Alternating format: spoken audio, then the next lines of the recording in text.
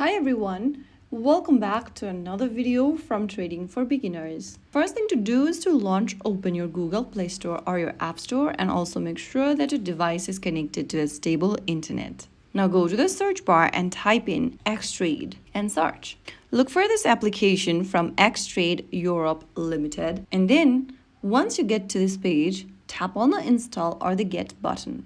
If you are on iOS, you'll need to authenticate with your Face ID, Touch ID, or your Apple ID's password. After the successful authentication, the download process will begin. Wait for a while until the download is done. It may take a few minutes depending upon your internet speed. Make sure to only download the application from the official App Store or Play Store. And once the application is done, tap on Open. And there you have it. That's how you download and install the XTrade application on your smartphone. Now you can go ahead and sign up for a new account or log into your existing account if you already have one. If you found the video helpful, don't forget to like, share, and subscribe to our channel. I will see you again in the next video. Stay tuned and thanks for watching.